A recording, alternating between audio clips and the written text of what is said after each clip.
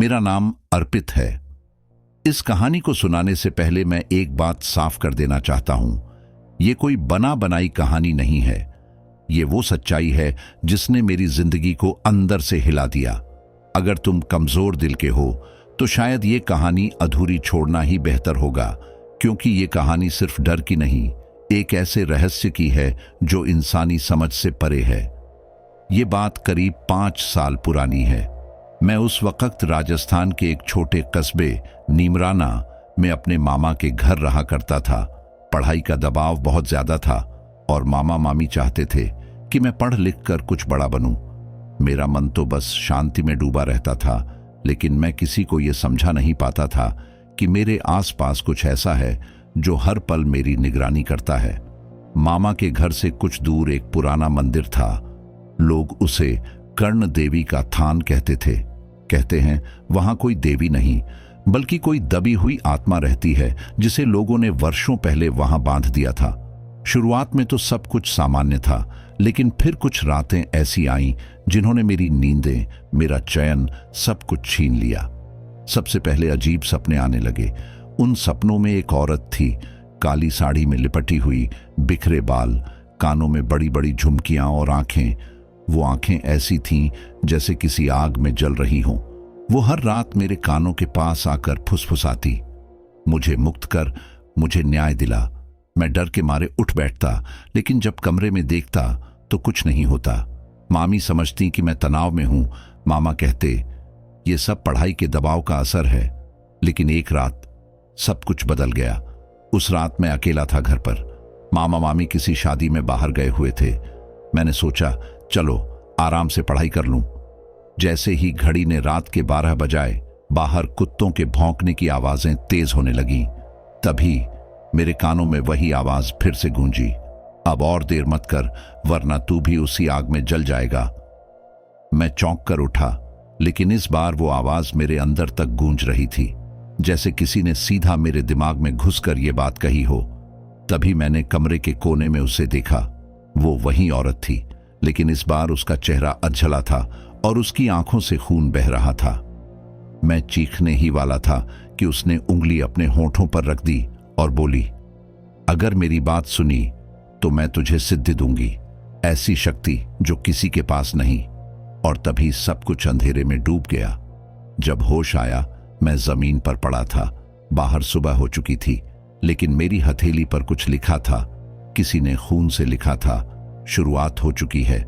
मैं उस सुबह पूरी तरह बदल चुका था। जिस डर से मैं पिछली रात कांप रहा था, अब उसमें एक अजीब सी जिज्ञासा थी। मैं जानना चाहता था कि वो औरत कौन थी और उसने मुझे सिद्धि देने की बात क्यों की थी। हथेली पर खून से लिखा वो वाक्य, शुरुआत हो चुकी है, अब भी मेरी आंखों के सामने घूम रहा था। मैंने किसी से कुछ नहीं कहा। मामा मामी लौटे तो मैंने बहाना बना दिया कि नींद में गिर गया था, इसलिए चोट आई है। लेकिन मन के अंदर हलचल तेज थी। मुझे उस मंदिर के बारे में जानना था जहां वो आत्मा बंधी हुई है। अगली रात मैं चुपचाप घर से निकला। नीमराना का वो पुराना हिस्सा जहां कर्ण देवी का थान था, वहां अब कोई नहीं जाता। मंदिर टूटा फूटा था। पेड़ों की जड़ें उसके चारों ओर फैली थीं और दीवारों पर सैकड़ों नींबू मिर्च टंगे हुए थे, मानो किसी को रोका गया हो बाहर आने से। मैंने जैसे ही उस मंदिर में कदम रखा, हवा का रुख बदल गया। ठंडी हवा चलने लगी और मंदिर की घंटी अपने आप बज उठी। मैं कांप गया। तभी किसी ने मेरी पीठ पर हाथ रखा। मैं पलटा, कोई नहीं था, लेकिन फिर वही आवाज आई, कानों में फुसफुसाहट जैसी, तू आया है, मैं तेरा इंतजार कर रही थी। अचानक मंदिर की टूटी हुई मूर्ति के पीछे से धुआं निकलने लगा और उसमें से वो औरत सामने आई, पूरी की पूरी। लेकिन इस बार उसका चेहरा साफ था। वो सुंदर थी, मगर उसकी आंखों में इतनी पीड़ा थी कि मुझे उससे नजरें मिलाने में डर लगने लगा। वो बोली, मुझे कर्ण पिशाचिनी कहा जाता है, वो नाम जो मुझे इंसानों ने दिया, लेकिन सच्चाई कोई नहीं जानता। मैं देवी थी, शापित कर दी गई, जलाकर बांध दिया मुझे इसी मंदिर में, और अब मैं सिर्फ बदला चाहती हूं। मैं अवाक रह गया। उसने आगे कहा, मुझे मुक्त कर और मैं तुझे दूंगी वो शक्ति जो तेरे विचारों को भी हकीकत बना देगी, पर शर्त यह है तुझे मेरी पीड़ा को समझना होगा। मेरे साथ उस अतीत में चलना होगा जहां से ये सब शुरू हुआ। मैंने बिना कुछ सोचे हामी भर दी और जैसे ही मैंने हाँ कहा, उसकी आंखों से एक काली रोशनी निकली और सीधे मेरी आंखों में समा गई। चारों ओर अंधेरा छा गया और जब रोशनी लौटी, मैं एक दूसरे समय में खड़ा था, शायद 100 साल पीछे, जहां एक लड़की मंदिर में बैठी थी, शांत, मासूम, मगर उसी के कानों में वो भारी झुमके चमक रहे थे। उसका नाम था कर्णिका। मैं जिस समय में पहुंचा था वहां सब कुछ पुराने जमाने जैसा था। गेरुए रंग के मंदिर की दीवारें नई थीं, घी के दीपक जल रहे थे और हवा में चंदन और धूप की महक थी। उस मंदिर में जो लड़की बैठी थी वो कर्णिका ही थी, वही जो आगे चलकर कर्ण पिशाचिनी कहलाने वाली थी। उसके चेहरे पर शांति थी, लेकिन उसकी आंखों में कोई छुपा हुआ तूफान था। वो पुजारी की बेटी थी और उस गांव में लोग उसे देवी का अवतार मानते थे, क्योंकि उसके कानों में जन्म से ही स्वर्ण झुमके थे, अजीब आकार के, जिनमें खुद ब खुद आवाजें गूंजती थीं। कहा जाता था कि जो भी उसके झुमकों को छू ले उसे भविष्य दिखने लगता है, पर गांव के कुछ लालची लोगों ने इसे श्राप मान लिया। कर्णिका हर रोज सुबह मंदिर में पूजा करती और फिर गांव वालों को आशीर्वाद देती। लेकिन एक दिन गांव में एक तांत्रिक आया, नाम था भैरवनाथ। वो जानता था कि ये झुमके साधारण नहीं हैं। उसने कर्णिका को देखकर कहा, ये लड़की नहीं, चाबी है उस शक्ति की जो स्वर्ग और नर्क दोनों के द्वार खोल सकती है। कर्णिका के पिता ने विरोध किया, मगर भैरवनाथ ने पूरे गांव को भ्रमित कर दिया। उसने कहा कि अगर कर्णिका की बलि दी जाए तो गांव सदा के लिए रोग मुक्त और धनवान हो जाएगा। और वही हुआ जो नहीं होना चाहिए था। अमावस्या की रात जब कर्णिका मंदिर में अकेली थी, भैरवनाथ और कुछ गांव वाले वहां आए। उन्होंने उसे जबरन पकड़ लिया। वो चिल्लाई, रोई, मगर किसी ने नहीं सुनी। उसके पिता को पहले ही मार दिया गया था। झुमके छीनकर उसे बांध दिया गया और मंदिर के बीचों बीच आग जलाई गई। कर्णिका को जलाकर उसकी आत्मा को उसी मंदिर में बांध दिया गया ताकि वो कभी न मुक्त हो सके। लेकिन वो मरने से पहले एक वाक्य बोल गई, मैं लौटूंगी अपने झुमकों के साथ और जिसने मुझे जलाया उन्हें उसी आग में भस्म कर दूंगी। और तभी सब कुछ फिर से अंधेरे में बदल गया। मैं वापस वर्तमान में आ चुका था और मंदिर अब पहले से भी ज्यादा डरावना लग रहा था। मेरे कानों में आवाज गूंजी, अब तू जान चुका है मेरी पीड़ा, क्या अब भी मुझे मुक्त करेगा? मैंने कांपती आवाज में कहा, हां। उसने कहा, तो मेरी झुमकियां ढूंढ और मुझे सिद्ध कर, तभी तू भी वो शक्ति पाएगा जो तेरे भाग्य को बदल सकती है। लेकिन याद रख, हर झुमका एक शाप है और हर शाप के पीछे एक मौत दबी है। उस रात मैं मंदिर से वापस आया तो शरीर थका हुआ था, लेकिन मन एक भयानक उद्देश्य से भर चुका था। मुझे कर्णिका के झुमके ढूंढने थे ताकि उसकी आत्मा को मुक्ति मिल सके और बदले में मैं वो सिद्ध प्राप्त कर सकूं जो इंसानों से परे है। अगली सुबह मैं सबसे पहले नीमराना की पुरानी लाइब्रेरी गया, जहां पुराने किले और मंदिरों के रिकॉर्ड्स रखे जाते थे। वहां धूल भरी अलमारियों के बीच मैंने मंदिर की प्राचीन पांडुलिपियां खंगाली। घंटों की तलाश के बाद मुझे एक तांत्रिक ग्रंथ मिला जिसमें कर्ण कुंडल सिद्धि का जिक्र था। लिखा था, स्वर्ण झुमके जो देवियों के श्राप से जन्मे 3 भागों में विभाजित कर दिए गए और 3 श्मशानों में छुपा दिए गए ताकि कोई उन्हें फिर से जोड़ न सके। 3 श्मशान हर एक झुमके को छुपाने के लिए, और हर श्मशान पर एक दुष्ट आत्मा को बांधकर रखवाली के लिए छोड़ा गया था। मेरे लिए अब यह साधारण खोज नहीं रह गई थी, ये एक ऐसी यात्रा बन चुकी थी जिसमें मेरी आत्मा दांव पर थी। पहला झुमका था ब्रिजघाट के श्मशान में। कहा जाता था कि वहां रात के समय चिताएं बिना किसी लाश के जलती हैं और कोई भी जो उन्हें बुझाने जाए वो खुद राख बन जाता है। मैं रात की ट्रेन पकड़कर ब्रिजघाट पहुंचा। स्टेशन सुनसान था और हवा में कोई अदृश्य डर फैला था। जैसे जैसे मैं श्मशान के पास पहुंचा, पेड़ों की शाखाएं मेरे रास्ते में अजीब तरीके से झूलने लगीं, जैसे मुझे रोक रही हों, लेकिन मैंने ध्यान नहीं दिया। जब मैं श्मशान के अंदर पहुंचा, वहां सचमुच एक चिता जल रही थी, बिना किसी लाश के। मैं आगे बढ़ा और जैसे ही मैंने चिता के पास कदम रखा, जमीन कांपने लगी और राख में से एक साया उठ खड़ा हुआ। वो एक अधजली आत्मा थी, कानों में जले हुए झुमके, चेहरा विकृत और आंखों से बहता हुआ काला लावा। वो चीखा, तू यहां क्यों आया इंसान? ये आग तेरे लिए नहीं। मैंने कर्णिका की बात याद करते हुए जवाब दिया, मैं झुमका लेने आया हूं ताकि कर्णिका को मुक्त कर सकूं। आत्मा एक पल के लिए चुप रही, फिर बोली, तो उसका नाम अब भी जीवित है? अच्छा, लेकिन अगर तू सच में उसे मुक्त करना चाहता है तो इस आग में कूदना होगा। बिना किसी डर के मैंने झिझकते हुए चिता की ओर देखा। वो आग कोई साधारण आग नहीं थी, उसकी लपटें नीली थीं और जैसे ही मैंने एक कदम आगे बढ़ाया, मेरा पूरा शरीर जलने जैसा महसूस करने लगा। लेकिन मैं रुका नहीं। मैंने आंखें बंद की और उस आग में कूद गया। एक पल के लिए लगा कि मेरा शरीर जल गया है, लेकिन फिर अचानक सब शांत हो गया। मैं किसी दूसरी ही दुनिया में था। चारों ओर राख, राख और राख, और वहां राख के ढेर के बीच एक स्वर्ण झुमका चमक रहा था, कर्णिका का पहला झुमका। जैसे ही मैंने उसे उठाया, मेरी हथेली पर एक और वाक्य उभर आया, अब तू आधा बन चुका है, इंसान नहीं रहा। मैं जागा तो देखा मैं फिर से श्मशान में था। चिता बुझ चुकी थी और मेरे हाथ में वो झुमका था, गरम लेकिन धीरे धीरे ठंडा हो रहा था। मेरी सांसें भारी थीं, लेकिन मेरे चेहरे पर एक अलग सी शांति थी। मैं जानता था ये तो बस शुरुआत थी, अब मुझे दूसरा श्मशान खोजना था और दूसरा झुमका।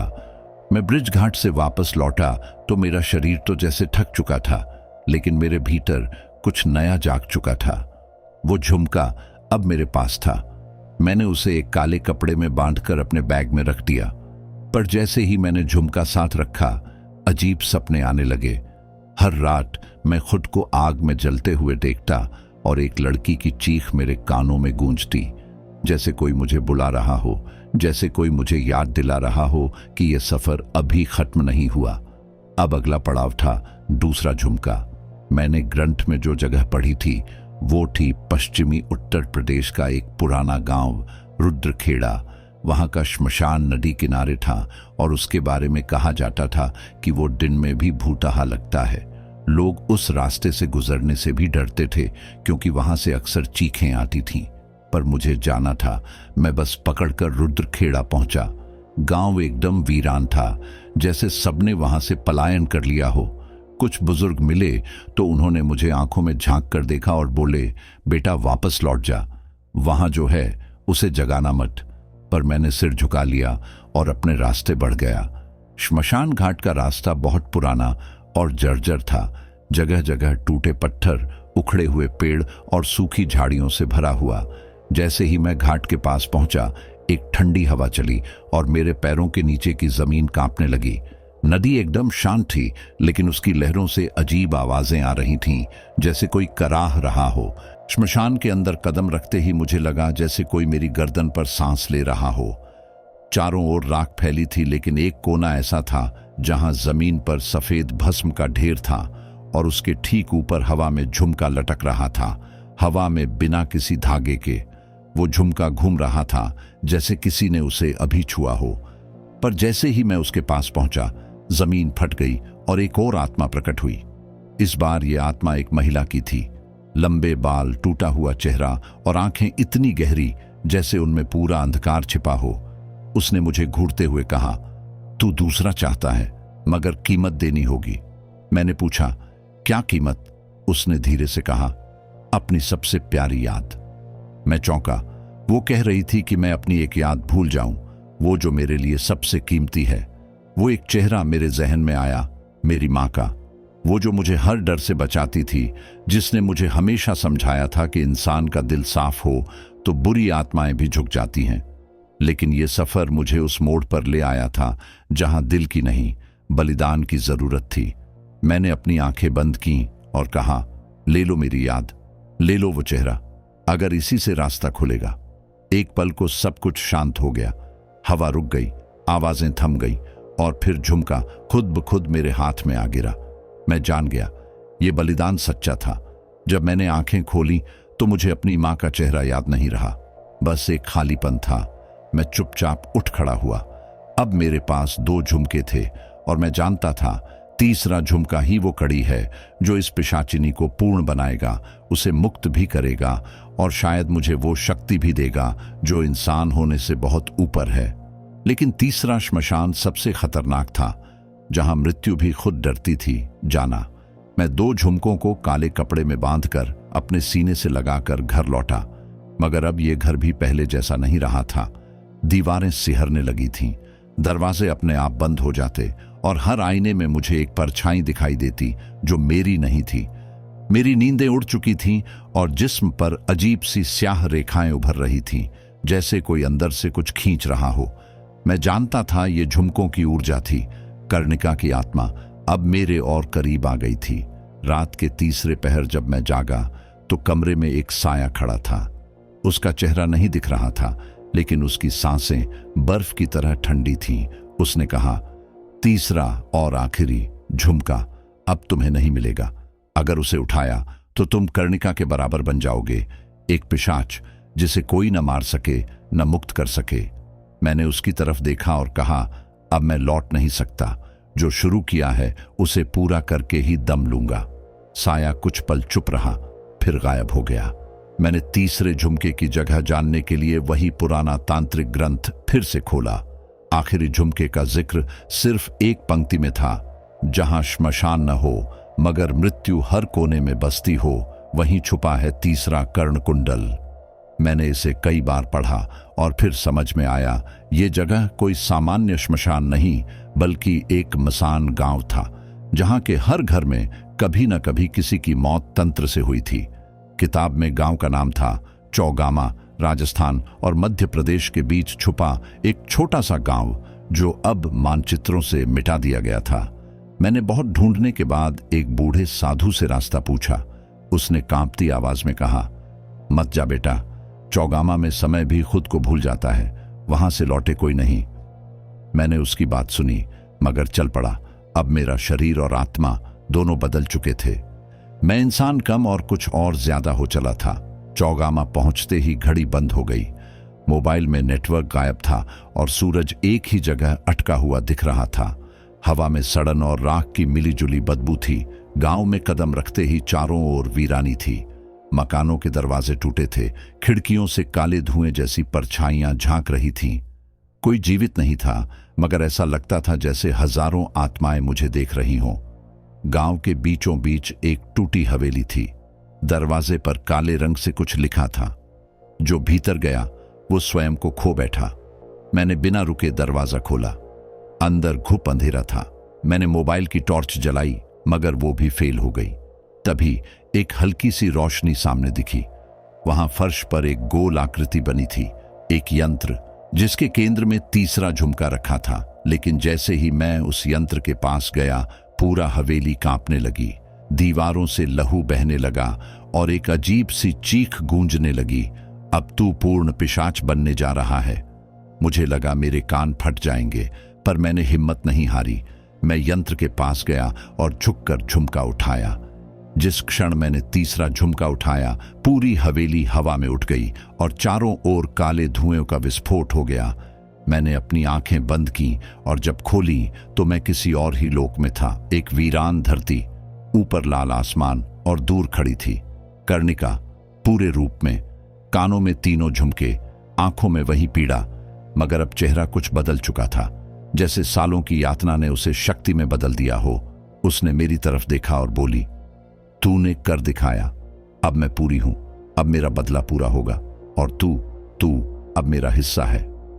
मैं समझ चुका था, अब पीछे लौटने का कोई रास्ता नहीं बचा था।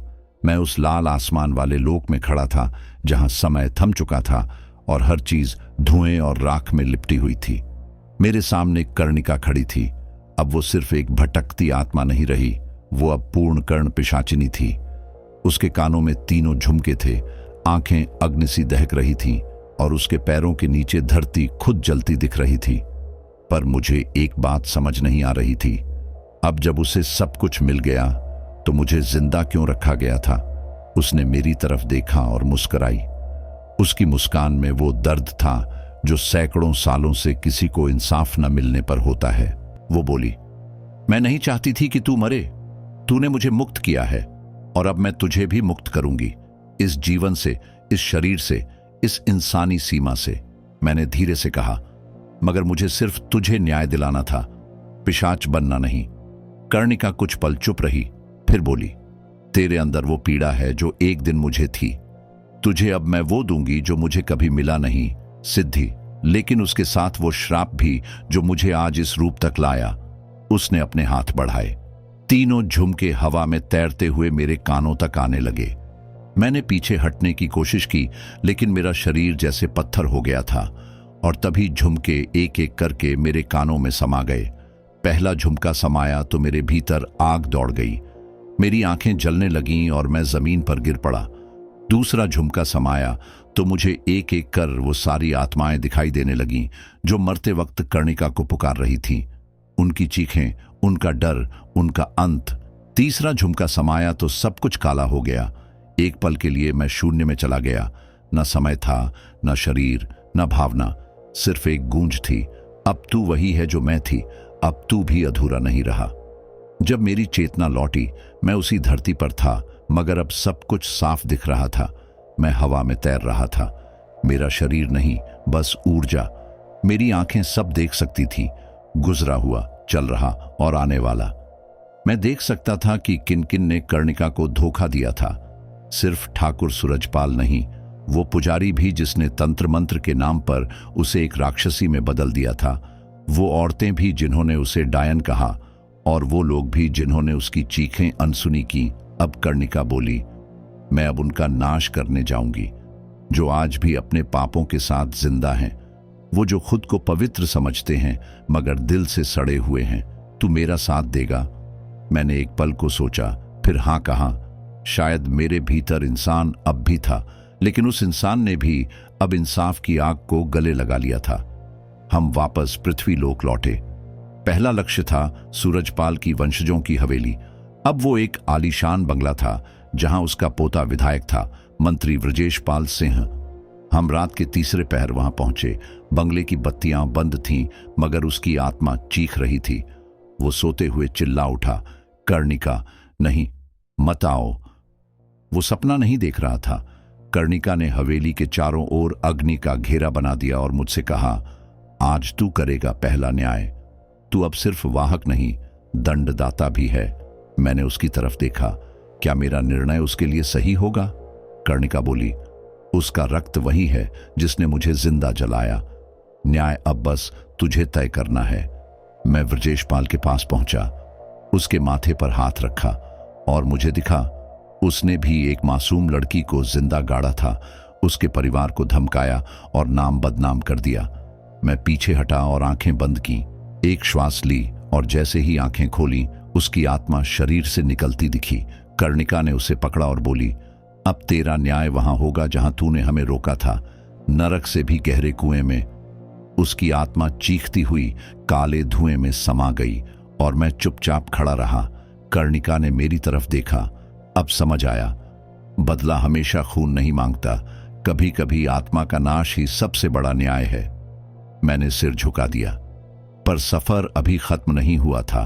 बहुत से थे जिन्होंने कर्णिका को जलाया और अब हम उन्हें जलाने नहीं, बल्कि उनकी आत्मा को बेपर्दा करने चले थे। हम रात की हवाओं में उड़ते जा रहे थे, जैसे कोई सूनी प्रार्थना अपने खुदा से जवाब मांग रही हो, मगर उसे सिर्फ सन्नाटा मिले। हम दोनों अब सिर्फ प्राणी नहीं रहे थे, हम न्याय की उन अदृश्य शक्तियों में बदल चुके थे जिन्हें कोई न देख सकता था, न टाल सकता था। और हमारी अगली मंजिल थी राजगढ़ का पुराना मंदिर, जहां कर्णिका को कभी तंत्र मंत्र से बांधकर मरण क्रिया की गई थी। कहते हैं वहां अब कोई नहीं जाता, मगर हमें पता था वहां अब भी एक आत्मा है जो उस पूरी विधि का संचालन कर रही थी। वो पुजारी जिसने अपने कर्मों से कर्णिका को बांधने की चेष्टा की थी और जिसने एक जवान लड़की को तंत्र सिद्धि की बलि बना दी थी। हम जब मंदिर पहुंचे तो वहां की हवा थमी हुई थी, पेड़ हिल भी नहीं रहे थे और जमीन पर बिखरे राख के ढेर जैसे किसी पुराने हवन की लपटों से बचकर जिंदा थे। मंदिर के अंदर एक गहरी गुफा थी जहां वो पुजारी अब भी बैठा था। वह बूढ़ा नहीं हुआ था, उसके चेहरे पर आज भी वही चमक थी जैसे सैकड़ों साल पहले थी। कर्णिका ने मुझे रोका, ये तुझसे नहीं होगा, तू अब भी नया है और ये वो है जिसने मुझे लहूलुहान किया था। मैंने देखा उसके हाथ कांप रहे थे, उसकी आंखों में अब भी वो दृश्य जल रहा था जब उस पुजारी ने उसे बांधा, मंत्र पढ़े और फिर उसका शरीर झुलसा दिया। वो पुजारी धीरे धीरे आंखें खोलता है और मुस्कुराता है। मैं जानता था तू आएगी, तू अब भी पिशाच है, मगर मैं अब सिद्ध हो चुका हूं, मुझसे तेरा क्या बिगड़ेगा। कर्णिका की चीख गूंजती है और मंदिर की दीवारें फटने लगती हैं। उसने हाथ उठाए और हवा में 3 आकृतियां प्रकट होती हैं, 3 आत्माएं जिनका बलिदान उसी पुजारी की सिद्धि के लिए किया गया था। एक छोटी बच्ची, एक नवविवाहिता और एक साध्वी। उनकी आत्माएं कांपते हुए पुजारी की ओर बढ़ती हैं और पुजारी चिल्लाता है, नहीं, ये नियम के खिलाफ है, ये आत्माएं मुक्त हो गई थीं। कर्णिका गरजती है, नहीं, मुक्त नहीं हुई थीं, इन्हें तूने बांध दिया था अपनी तंत्र की ग्रंथियों में। अब तू ही देख इनका न्याय। वो 3 आत्माएं अब जलने लगती हैं, लेकिन वो अग्नि उन्हें नहीं बल्कि पुजारी को भस्म कर रही थी। वो चीख रहा था मगर उसका शरीर नहीं जल रहा था, उसकी आत्मा जल रही थी। और फिर वो धुआं बनकर बिखर गया। मंदिर में फिर शांति आ गई, मगर वो राख उस न्याय की गवाही देती रही। कर्णिका ने मेरी ओर देखा, उसकी आंखों में सुकून था मगर साथ ही एक अधूरी बेचैनी भी। अभी बाकी हैं कुछ, वो जिन्होंने मेरा नाम तक मिटा दिया था। मेरी यादों को खा गया इतिहास। अब चल उनके पास जो मेरी आत्मा को भी झुठला चुके हैं। हम वहां से निकले और पहुंचे राजकीय अभिलेखालय, जहां उस समय के सारे दस्तावेज छिपाकर रखे गए थे। तहखाने में उतरते ही एक सड़ा सूखा माहौल था, जैसे दस्तावेज नहीं, किसी की आत्मा दफन हो। हमने जब पुराने रजिस्टर खोले तो वहां कर्णिका का नाम ही नहीं था, ना कहीं उसके गांव का जिक्र, ना उसकी जात, ना उसकी मृत्यु का कोई लेख। उसकी आंखों में आंसू थे। उन्होंने मुझे मारा और फिर मिटा भी दिया। मैंने कहा, अब क्या करोगी? वो बोली, अब ये इतिहास नहीं जलेगा, अब वो लोग जलेंगे जिन्होंने झूठी कहानियां लिखी। वो लेखक, वो अधिकारी, वो मुखिया जो सच्चाई को मिटाकर पाप को अमर कर गए। हम उन अधिकारियों के वंशजों के पास गए जो अब बड़े नामी लोग थे। एक लेखक जो फेमस उपन्यास लिखता था, पिशाचिनी की प्रेम कथा, और उसमें कर्णिका को एक रंडी बताता था। एक इतिहासकार जिसने लिखा था, कर्णिका एक तांत्रिक विधवा थी जो गांव को नष्ट करने आई थी, और एक प्रशासनिक अधिकारी जिसने लिखा था, ऐसी कोई घटना नहीं हुई। कर्णिका ने तीनों को एक रात बुलाया, एक पुराने बरगद के नीचे जहां वो जलाकर मारी गई थी।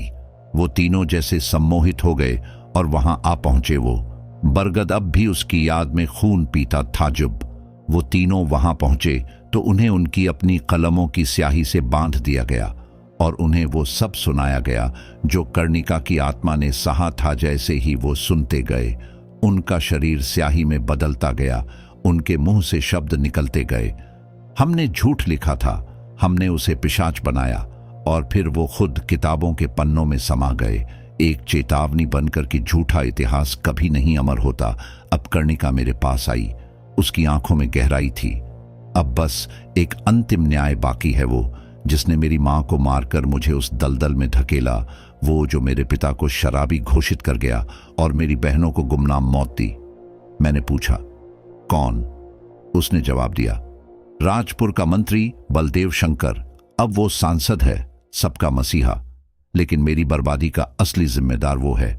अब हमें वहां जाना था जहां सत्ता की दीवारें खून से भी मजबूत होती हैं और जहां न्याय को सबसे ज्यादा डर लगता है। पर अब हम डर नहीं रहे थे, हम अब सिर्फ कर्णिका और उसके अतीत की परछाइयां नहीं थे, हम उस भविष्य की परछाई बन चुके थे जो हर अन्यायी पर पड़ेगी। राजपुर की चमचमाती गलियों में अब चुप्पी थी। रात के 2 बजे थे, लेकिन शहर की रोशनी इस बात का सबूत थी कि यहाँ नींद सिर्फ गरीबों की होती है।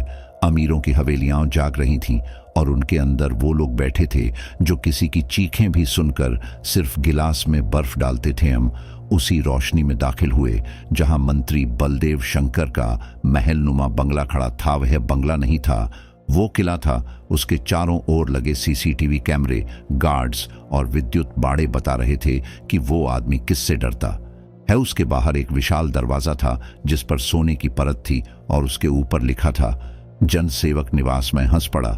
जनसेवक जो आत्माओं से डरता है। कर्णिका की आंखों में उस रात का प्रतिबिंब उभर आया जब बलदेव ने उसके गांव को सरकारी आदेश से उजाड़ दिया था और फिर रात में पुलिस भेजकर उसके पूरे परिवार को खत्म करवाया था। उसकी मां की चीखें जो आखिरी बार वो सुन पाई थी आज तक उसके कानों में गूंज रही थी। अब वही चीखें आज बलदेव के कानों तक पहुंचनी थी। हमने बिना गार्ड से टकराए भीतर कदम रखे, जैसे किसी ने हमें अदृश्य बना दिया। मैंने महसूस किया कि जैसे खुद रात हमारे साथ चल रही है। उसका कमरा ऊपर तीसरी मंजिल पर था। वो अब बूढ़ा हो चुका था, लेकिन उसके चेहरे पर सत्ता का घमंड अब भी चमक रहा था। वो अपने कमरे में आराम कुर्सी पर बैठा था। एक पुरानी शराब की बोतल उसके हाथ में थी और उसके पैरों के पास एक फाइल खुली थी जिसमें जमीन अधिग्रहण के दस्तावेज थे। कर्णिका की आंखें जलने लगीं। यही वो कागज थे जिनसे मेरी जिंदगी मिटा दी गई। वो एक कदम आगे बढ़ी और बलदेव के सामने खड़ी हो गई। बलदेव ने अचानक कांपते हुए कहा, कर्णिका? उसने खुद से पूछा, मुझे क्यों दिख रही हो? तुम तो। कर्णिका ने उसकी ओर बढ़ते हुए कहा, मर चुकी हूं। हां, लेकिन तेरे पापों की आग में मैं अब भी जल रही हूं और अब तू जलेगा बलदेव शंकर। उसने अपनी हथेली उठाई और हवा में एक वृत्त बना दिया। उस वृत्त से एक एक दृश्य प्रकट होने लगा। कर्णिका की मां की चीख, उसकी बहनों का रोता हुआ चेहरा, जलता हुआ घर, गंदी पुलिस की आवाजें और वो मंत्री का आदेश, काम साफ कर दो, किसी को पता नहीं चलना चाहिए। बलदेव का चेहरा पीला पड़ गया। मैंने तो सिर्फ आदेश दिए थे, किया तो पुलिस ने था। मैं कर्णिका की आवाज फूटी, तेरे आदेश ही तेरी सजा बनेंगे। अचानक कमरे की दीवारों से खून रिसने लगा। वो खून नहीं था, वो उन सैकड़ों गांव वालों की चीखें थीं जिन्हें बलदेव की योजनाओं ने घर से बेघर कर दिया था। बलदेव अब अपनी कुर्सी से भागने की कोशिश कर रहा था, मगर उसके पैर जमीन से चिपक चुके थे, जैसे किसी ने उसके पांव में जंजीर डाल दी हो। अब कमरे की छत से एक जली हुई माला लटकने लगी और उस माला से बलदेव की आंखों के सामने 3 औरतें उतरने लगीं। कर्णिका की मां, बड़ी बहन और उसकी नन्ही बहन, तीनों की आत्माएं अब उस कमरे में थीं। मां ने कहा, मैंने अपनी बेटी को बचाने की भीख मांगी थी। बड़ी बहन ने कहा, मैंने जलती हुई छत के नीचे दम तोड़ा। छोटी बहन ने कहा, मुझे तो जीना ही नहीं आया। बलदेव की आंखें अब फटी की फटी रह गईं। नहीं नहीं, मुझे माफ कर दो। कर्णिका चीखी, माफी अब तेरे शब्दों से नहीं, तेरे दर्द से मिलेगी। और तभी कमरे की घड़ी की सुई उल्टी घूमने लगी, समय पीछे जाने लगा। बलदेव अब जवान हो रहा था। वो दृश्य अब सामने आ रहे थे जब वो गांव में पहली बार पहुंचा था, जब उसने अपने लालच से वो जमीन हथियाई थी, जब उसने तांत्रिकों से मिलकर पूरे गांव पर श्राप दिलवाया था, और जब उसने एक निर्दोष बच्ची की जिंदगी एक खेल समझकर खत्म कर दी थी। अब वो वही युवक बन चुका था जिसने सब शुरू किया था। कर्णिका आगे बढ़ी और बोली, अब तेरा न्याय इसी उम्र में होगा जहां तूने पाप शुरू किया था। वो जल उठा नहीं, बल्कि पिघलने लगा, जैसे किसी मोम के पुतले को आत्माओं की आग में फेंका गया हो। उसकी हड्डियां अब भी शेष थीं, मगर आत्मा भाप बन चुकी थी और फिर वो धुआं बनकर एक शीशे में कैद हो गया। कर्णिका ने वो शीशा उठाया और मेरी ओर देखा। अब ये वो बंद आत्मा है जो सड़ती रहेगी हर उस आहट में जहां किसी बेटी का घर उजड़ेगा। अब ये गवाही बनेगा, डर बनेगा और न्याय का प्रतीक बनेगा। हम दोनों उस शीशे को लेकर मंदिर लौटे और वहां उसे एक गहरे काले पत्थर में बंद कर दिया, जिस पत्थर पर अब लिखा था, पिशाचिनी नहीं, न्याय की देवी। उस दिन पहली बार कर्णिका मुस्कुराई। उसके होठों पर शांति थी, मगर उसकी आंखें अब भी भरी थीं। मैंने पूछा, अब तू मुक्त है? उसने कहा, शायद नहीं। जब तक इस धरती पर किसी और कर्णिका को मिटाया जाएगा, तब तक मैं उसकी परछाई बनकर वापस लौटूंगी। और फिर हवा में वो घुलने लगी। एक हल्की सी सरसराहट के साथ उसकी आत्मा आकाश की ओर बढ़ी। शायद उसे वो मिलेगा जो कभी उससे छीन लिया गया था। मैं वहां अकेला खड़ा था उस मंदिर के अंधेरे में, मगर मुझे ऐसा लगा जैसे कोई अब भी मेरी पीठ पर हाथ रखकर कह रहा हो, अब तुम न्याय के रक्षक हो। और तभी दूर से एक लड़की की चीख गूंजी। मैंने पीछे मुड़कर देखा और चल पड़ा। वहां जहां न्याय को फिर जरूरत थी। उस रात मंदिर की घंटियों की गूंज जैसे मेरे भीतर तक उतर रही थी। हवा में एक अलग सी गंध थी, न चंदन की न किसी फूल की, बल्कि जैसे धुएं और राख से उठती हुई कोई पुरानी याद जो सांसों से होकर सीधे आत्मा को छू जाए। मैं नीचे सीढ़ियों पर बैठा रहा। वो शीशा अब मंदिर के गर्भगृह में उस पत्थर के भीतर था, मगर मुझे अब भी उसकी धड़कनें सुनाई दे रही थीं। मैं वहां से उठने ही वाला था कि मंदिर के बाहर से एक बुरी तरह कांपती हुई आवाज आई, कोई है, कोई, मेरी मदद करो। मैंने फौरन बाहर दौड़कर देखा। एक जवान लड़की मंदिर की सीढ़ियों पर बैठी थी। उसके कपड़े फटे हुए थे, चेहरा खून और धूल से सना हुआ, और उसकी आंखें जैसे वो किसी भयानक मंजर को देखकर भागी हो। मैं उसके पास गया और धीरे से पूछा, क्या हुआ बहन? वो कांपते होठों से बोली, वो मेरी बहन, उसे वो ले गए। मैं चौंका, कौन ले गए? उसने कांपते हाथ से पीछे की ओर इशारा किया।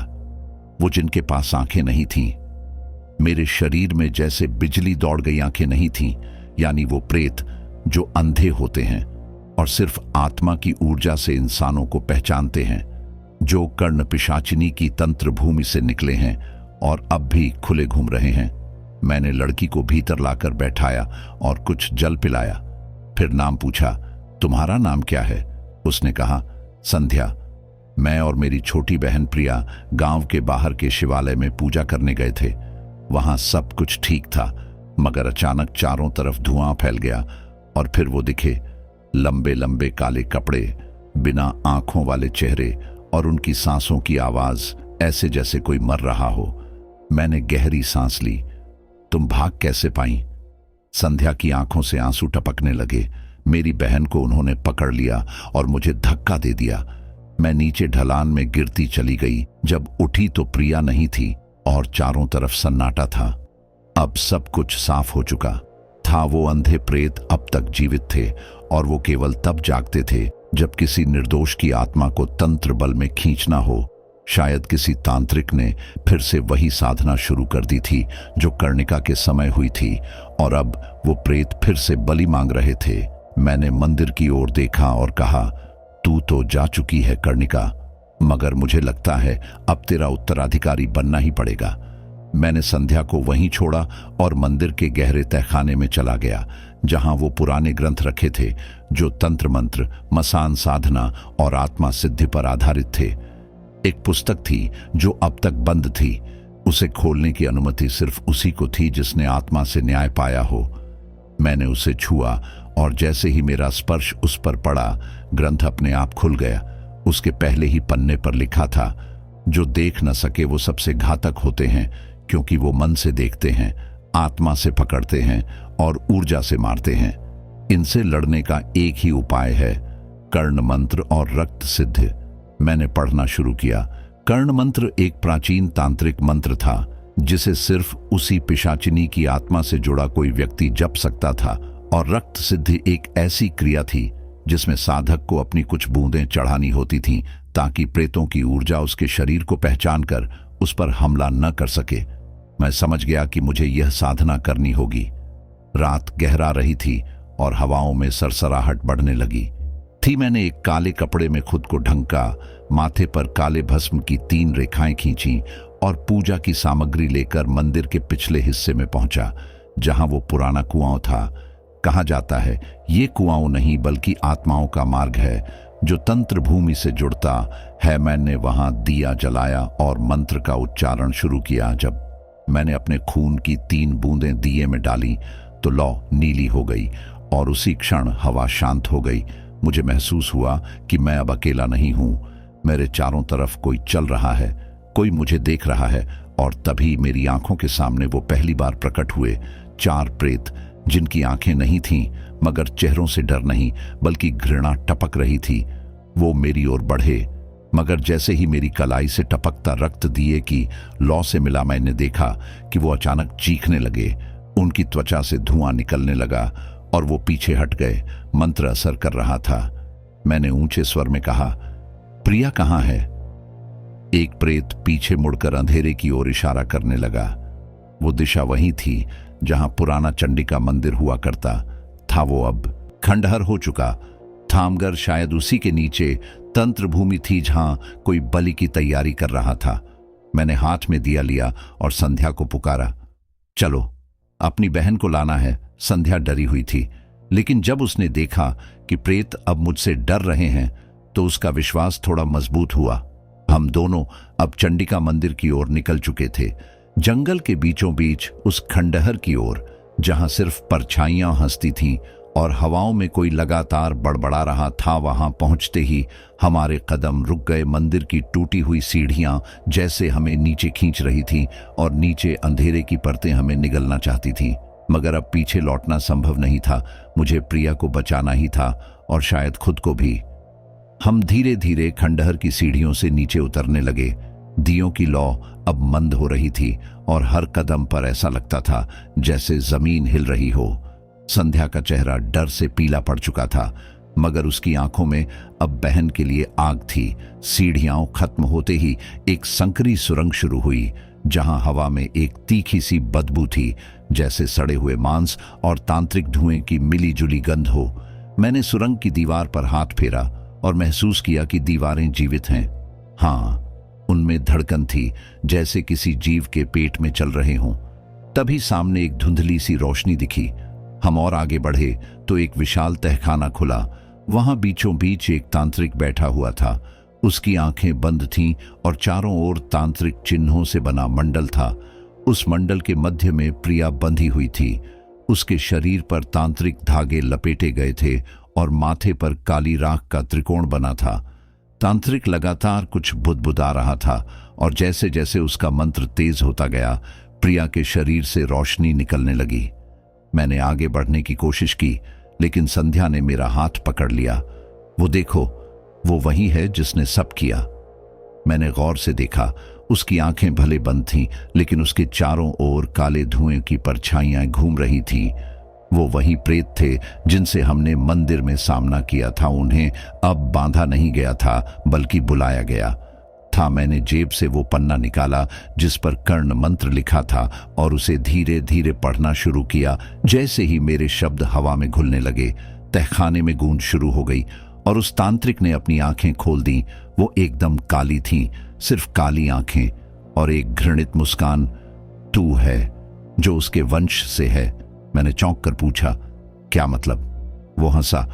कर्णिका की आत्मा तुझ में है, तू उसका उत्तराधिकारी है और मेरी साधना अधूरी रही जब मैंने उसे बांधने की कोशिश की थी।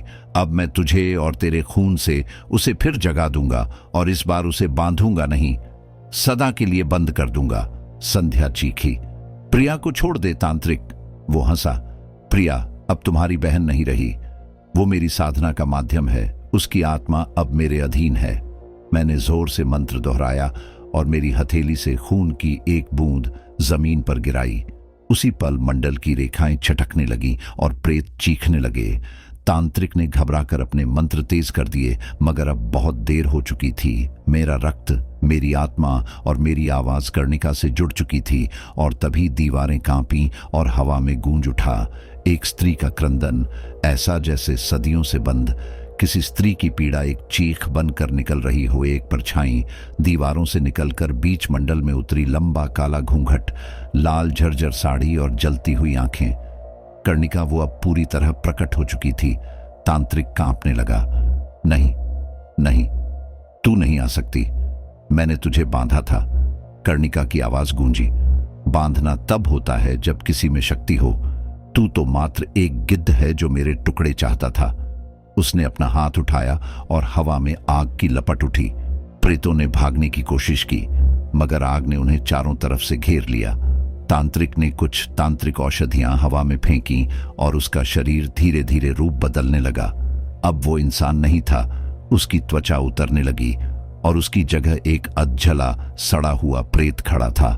अब मैं मुक्त हूं कर्णिका, अब मैं तुझसे बराबरी पर हूं। कर्णिका मुस्कुराई। तेरा अंत तेरे अहंकार से ही होगा। मैंने अपना मंत्र दोहराया और मेरी और कर्णिका की आवाज एक हो गई। हमने साथ में उच्चारण किया, एयुएम कर्णाय आत्मशक्त्यै नमः।